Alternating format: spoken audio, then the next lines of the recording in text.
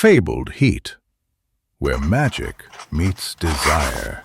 Subscribe to ignite the fantasy. The air tasted of burnt copper and ozone, a metallic perfume that clung to my skin and to Lyra's hair as we crouched behind the shattered arches of the old hovertram station. My visor flickered with a dying HUD, but the heat radiating from her shoulder armor was a more honest warning. Danger was close, and so was the ache I'd tried to bury. My name is Cale Renner, combat engineer for the Dominion's 7th Armored, and the only thing keeping me alive in Sector Gamma 9 is the pulse of Lyra Vash, a field medic whose scarred hands have steadied my trembling blade more times than any weapon could. I thought back to the days before the war, when the smell of ozone was just a distant memory, a reminder of the thrill of hoverbike racing on the outskirts of the city. Now it was a constant companion, a reminder of the devastation that surrounded us. As I glanced over at Lyra, I noticed the way her hair was tied back in a ponytail, a few loose strands framing her face. Her eyes, a deep brown, sparkled with a mix of fear and determination. I felt a surge of protectiveness towards her, a feeling that I couldn't quite explain. The Eater's Maw Admiral Brestastel's dreadnought loomed like a black star over the ruined city of Cavorn, its maw opening to devour anything that dared to resist. We had 5 days of grinding meat grinder warfare, each hour a thin line between survival and surrender. Yet in the brief pauses between explosions, Lyra's voice was a low hum against the static, her fingers tracing the cold metal of my plasma cutter as if memorizing the curve of my jaw. "You feel it, don't you?"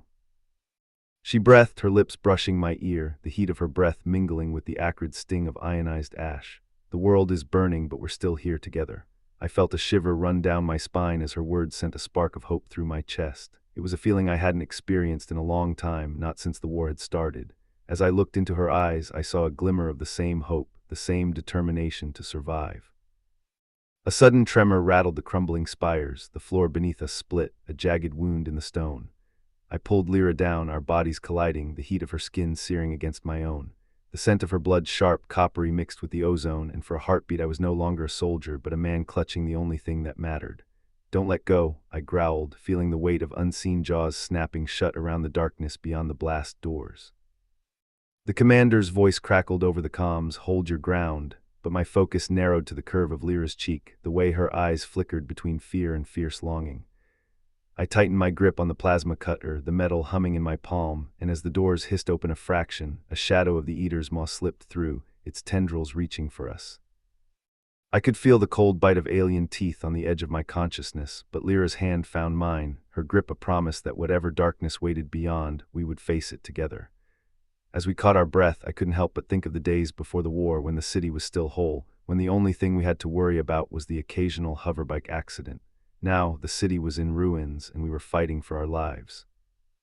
But with Lyra by my side, I felt a sense of purpose, a sense of belonging. We were in this together, and as long as we had each other, we could face anything. The silence between us was filled with the sound of our heavy breathing, the creaking of the damaged station, and the distant rumble of the Eater's Maw. It was a reminder that our time was running out, that we had to keep moving if we wanted to survive. I glanced over at Lyra and saw that she was looking at me, her eyes searching for something. I knew that look. It was the same look she gave me when we were on patrol, when we were waiting for the enemy to make a move. It was a look of trust, of faith in me, and I knew that I had to be strong for her. "We need to keep moving," I said, my voice low and even. "We can't stay here for too long." Lyra nodded, her eyes never leaving mine. "I know," she said, her voice barely above a whisper. "But where can we go? The city is gone, and the Eater's Maw is everywhere." I took a deep breath, trying to think of a plan. We couldn't stay in the city, not with the Eater's Maw looming over us. We needed to find a way out, a way to escape the destruction and find a place to regroup. As I thought, I felt Lyra's hand tighten around mine, a reminder that we were in this together. "We'll find a way," I said, trying to sound confident. "We always do." Lyra smiled, a small, fierce smile. "Together," she said, her voice filled with determination. And in that moment, I knew that as long as we had each other, we could face anything the war threw our way. The Eater's Maw might be destroying the city, but it would never destroy our spirit, our will to survive. As we stood up, ready to face whatever lay ahead, I felt a sense of hope that I hadn't felt in a long time. It was a hope that we would make it through this, that we would find a way to rebuild and start anew. And as we walked out of the damaged station, into the unknown, I knew that as long as Lyra was by my side, we would always have a chance.